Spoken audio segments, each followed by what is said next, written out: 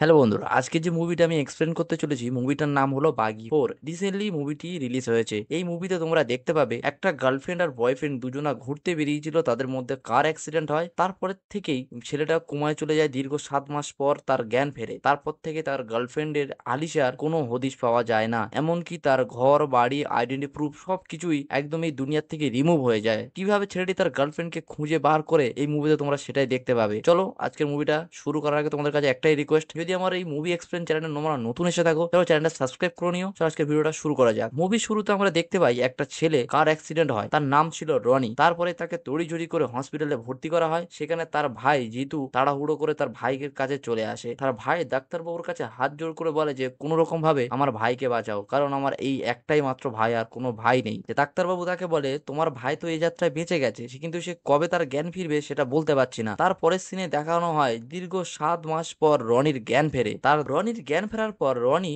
তার বাড়ির ছাদের উপরে তার গার্লফ্রেন্ড আলিশার ভিডিওগুলো দেখছিল আর কান্না করছিল। তার গার্লফ্রেন্ডের কথা মনে পড়ছিল তাকে বারবার। তারপরে সে নিচে লক্ষ্য করে দেখতে পেল যে একটা বাজনা যাচ্ছিল, যেখানে রনি গিয়ে একটু মারপিট করছিল, কিন্তু তার দাদা উপর থেকে দাঁড়িয়ে সেই দৃশ্যগুলো দেখছিল। রনি একটু সাইকো টাইপের হয়ে গেছিল, কারণ ডাক্তারের কাছে যাওয়ার পরেও ডাক্তার তখন তাকে বলে যে তুমি যেটা ভাবছো যে তোমার সাথে ঘটছে ওটা কিন্তু আদেও ঘটছে না, কারণ কালকে রাত্রেবেলা রনি যে মারপিট করছিল ওর দাদা উপরে দাঁড়িয়ে দেখছিল, সেই ভিডিওটা ডাক্তারবাবুর কাছে রনির দাদা জিতু দেখায়। ডাক্তারবাবু তখন বলে তুমি যে মারপিট করছিলে কাল রাত্রেবেলা আদেও তোমার কাছে কেউ ছিল না, তুমি একা একাই মারপিট করছিলে, কারণ তুমি মেন্টালিটি ভাবে ডিপ্রেশনের মধ্যে আছো। রনি তখন ডাক্তারবাবুকে বলে যে না, এটা হতেই পারে না, কাল রাত্রে যখন আমি ওদের সাথে মারপিট করছিলাম আমার বুকে আঘাত করেছিল, এই দেখো আমার বুকের সেই চিহ্ন। রনি যখন তার শার্টটা খুলে বুকের চিহ্ন দেখাতে যায় তখন দেখে তার বুকে কোনো আঘাতের চিহ্নই নেই। রনি তখন তার দাদাকে উত্তর দেয় যদি আমি এরকম পাগলামো করে থাকি তাহলে এই জীবনটাই আমার বেটার, আর আমার জীবনে আমি আমার স্বপ্ন আলিশাকে নিয়ে সে ভাবতেই শুরু করে, কারণ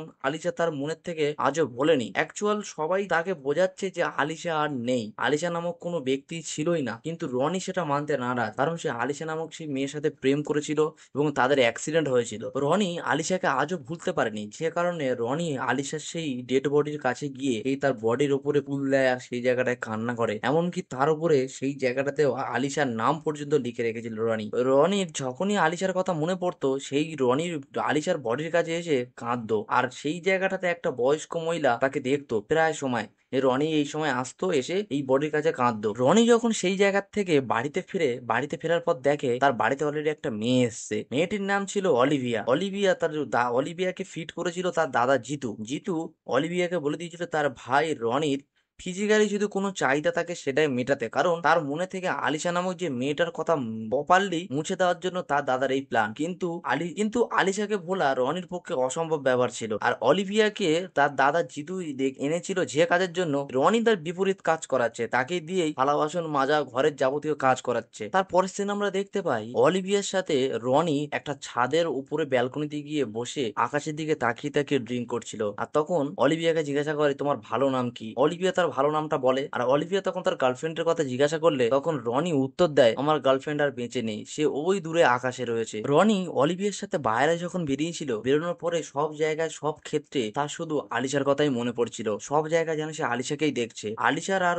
আলিশার একটা ছবি বাঁধানো ছিল তার বাড়িতে, যেটা রনি আর আলিশা দুজনে মিলে তুলেছিল, কিন্তু রনি বাড়িতে ফেরার পর দেখে সেই জায়গায় সেই ছবিটা আর নেই। সেই জায়গাটা তার দাদার ছবি আছে, মানে জিতু আর রনি দুজনের একসাথে ছবি সেই জায়গাটায় আছে, যে জায়গাটায় আলিশা আর রনির ছবি থাকার কথা ছিল। এটা দেখার পর রনি তো মাথা পুরো গরম হয়ে যায়, এমনকি রনির ফোনে থাকা আলিশার সেই ভিডিও ফটো সবকিছুই ডিলিট করে দেয় তার দাদা। এইগুলো দেখার পর রনি নিজেকে কন্ট্রোল করতে পারে না, তারপর তার দাদার লোকেশন ট্র্যাক করে তার দাদার কাছে জিতুর কাছে যায় তাকে মারবে বলে। রনির দাদা জিতু তাদের পাশের বাড়িই ছিল। সে একটা কাকিমার গাড়ি ছাড়ছিল, ঠিক সেই সময় তার কাকিমা তাকে বলে যে ওই পাগল ভাইয়ের পেছনে অত খরচা করিস না, আমার তোকেই ভালো লাগে, তোর ভাইটাকে ভালো লাগে না। সে তখন জিতু উত্তর দেয় আমার ভাইটা আজকে হয়তো সমস্যার মধ্যে পড়ে হয়তো পাগল, কিন্তু সে তো একসময় ভালো ছিল, যতই হোক সে আমার ভাই। এই কথা না বলতেই বলতেই রনি পিছন থেকে এসে তার দাদাকে মারে, আর সেই আন্টিকেও উল্টো পাল্টা বলে, আন্টিকেও মারতে যায়। আর তারপরে সেখানে জিতু তার ভাইকে টেনে এনে বাড়িতে নিয়ে চলে আসে। রনিকে বাড়িতে আসার পর সবকিছু ভাঙচুর করছিল রনি। তার ভাই তাকে বারবার বলে যে তুই তুই ছাড়া আমার কেউ নেই, তুই এরকম করিস না, যে নেই তাকে নিয়ে কেন অত চিন্তা করছিস। এই কথা বলতে নেই বলতেই তার বাড়ির সামনে চলে আসে পুলিশ। সেই পুলিশটা এনেছিল সেই আন্টি, যে আন্টিকে মারতে গিয়েছিল রনি। তারপরে পুলিশের গায়ে হাত দিতে না দিতে সেখানে ইন্সপেক্টর চলে আসে। ইন্সপেক্টরের গলার কলার ধরাই রনির দাদাকে নিয়ে পুলিশ ইন্সপেক্টর ধরে থানাতে নিয়ে চলে আসে। রনি আর রনির দাদা জিতুকে ধরে যখন থানায় আনা হয় তখন ইন্সপেক্টর জিজ্ঞাসা করে, কি রে, কোনো মেয়ে কেস? তখন রনির দাদা বলে, কেন, কোনো মেয়ের কেস হবে কেন, এখানে কোনো মেয়ে কেসই না। তখনই রনি বলে, হ্যাঁ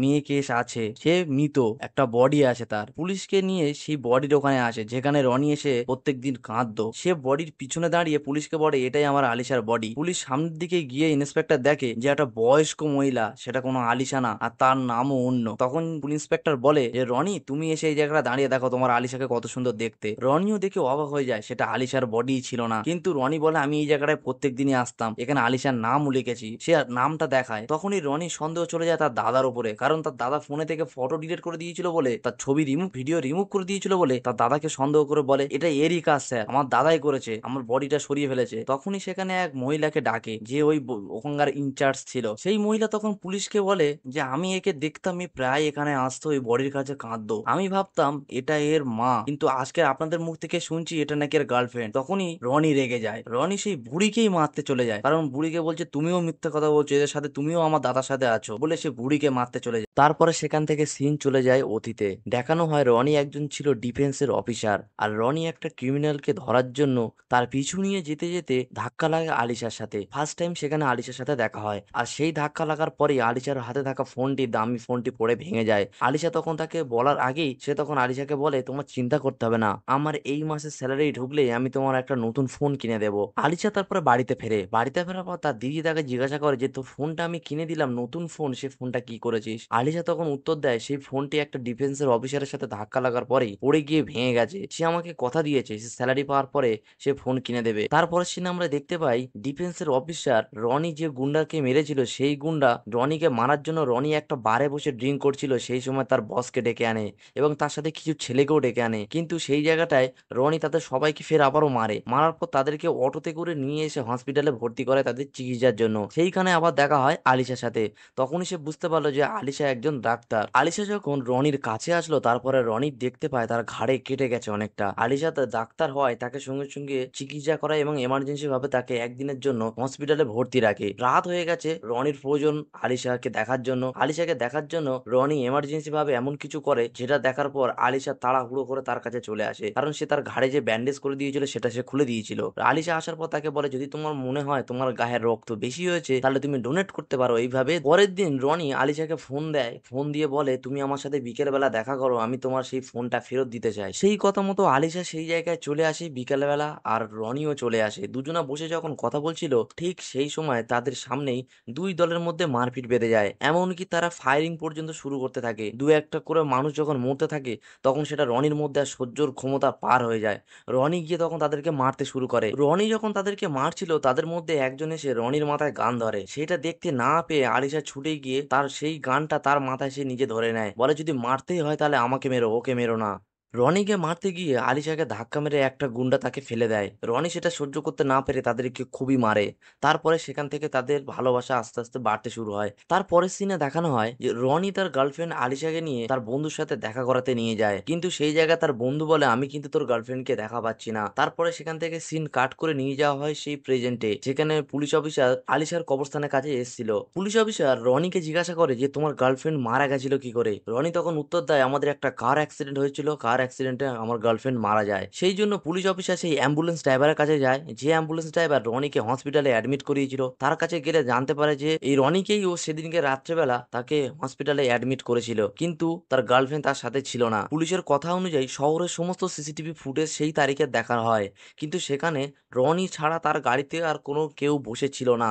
রনি কিন্তু এটা মানতে নারাজ ছিল। রনির বক্তব্য অনুযায়ী তার গার্লফ্রেন্ডের যে বাড়ি ছিল সেই বাড়িতে একটা পুলিশ অফিসার যায় দেখতে, কিন্তু সেইখানে গিয়ে দেখতে পায় একটা পুরনো হাভেলি, দীর্ঘদিন পুরনো ইউজ না করা বাড়ির মতো হয়ে পড়ে আছে। এই সবকিছু যখন জগা খিচুড়ি হয়ে যাচ্ছিল, ঠিক রাস্তার উপরে দাঁড়িয়ে চা খাচ্ছিল এসিপি, তার দাদা আর রনি। ঠিক সেই সময় রনি আলিশার দিদিকে দেখতে পায়, ক্যাথরিন, যে কিনা 4 চাকায় করে যাচ্ছিল একটা শ্মশানের দিকে। তার পিছু নেয় রনির পিছু নিতে নিতে পুলিশ অফিসার গুলো, তার দাদা, সবাই রনির পিছু নিয়ে যখন যায় একটা শ্মশানে গিয়ে পৌঁছায়। শ্মশানে গিয়ে দেখতে পারে যে একটা পুরোহিতের সঙ্গে দেখা করলো সেই তার দিদি ক্যাথরিন।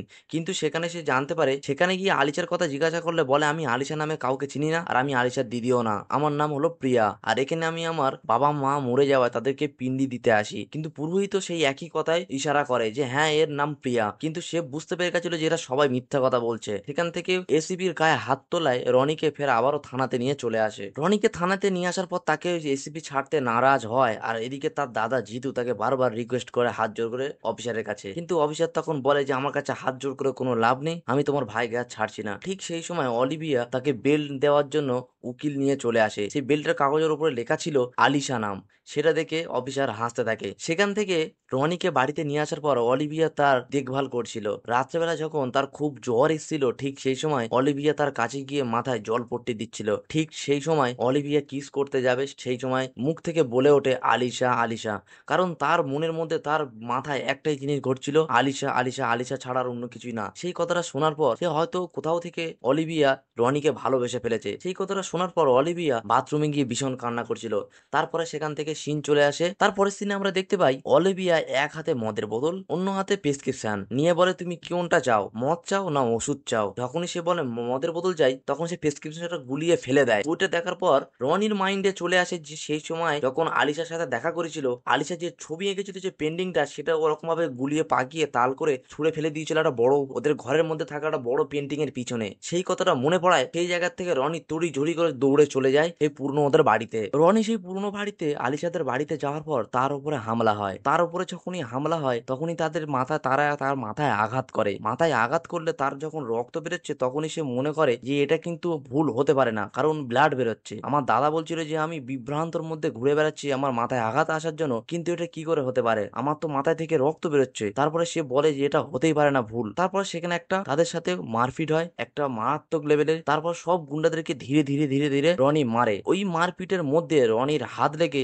একটা দিয়ালে লাগার পর সেখান থেকে রনি আর আলিশার একটা বড় ছবি ছিল, সেই ছবির একটা সাইড ভেঙে যায়। ভেঙে যাওয়ার পর থেকে ছবিটা দেখতে পায়, কিন্তু সবার শেষে সবাই যখন মরে যায়, তার মধ্যে একজনই বেঁচে ছিল। আর সেই সময় রনি দেখতে পায় সেই ছবিটা। তাড়াহুড়ো করে এসে রনি সেই ছবিটা বার করে, ভেঙে বার করার পর তাদের গুন্ডাদের মধ্যে যে একজন বেঁচে ছিল তাকে টেনে এনে বলে, এটা দেখে বল যে এর মধ্যে কে কে আছে। কারণ সবাই তাকে বলছিল যে আলিশা নামে কেউ নেই, আর ও মিথ্যের পিছনে ছুটছে, ওটা জাস্ট একটা ভ্রম। সেই জন্য সেই গুন্ডাকে তুলে এনে যখনই দেখায়, তখনই গুন্ডাটা দেখে বলে যে এই ছবিটার মধ্যে তুমি আছো। আর তখনই জিজ্ঞাসা করে যে পাশে আর কে আছে, ছবিটার মধ্যে আর কি আছে? তখনই সেই গুন্ডাটা বলে ছবিটার মধ্যে তুমি আছো আর একটা মেয়ে আছে। তারপরে সে চিন্তা করে যে সে ভুল ছিল না, সে ছিল সঠিক। তারপরে সিন চলে যায় অন্য জায়গায়। দেখানো হয় যে আলিশার ছবির ওপরে বড় করে একটা মালা টাঙানো আছে, যেমন মরে গেলে যেমন হয়, আর সেই জায়গায় চাকু নামের এক ব্যক্তি দাঁড়িয়ে। এই মুভির নেক্সট পার্ট দেখতে চাইলে অবশ্যই তোমরা কমেন্ট করে জানিও, আমি এই মুভির নেক্সট পার্ট অবশ্যই বানাবো।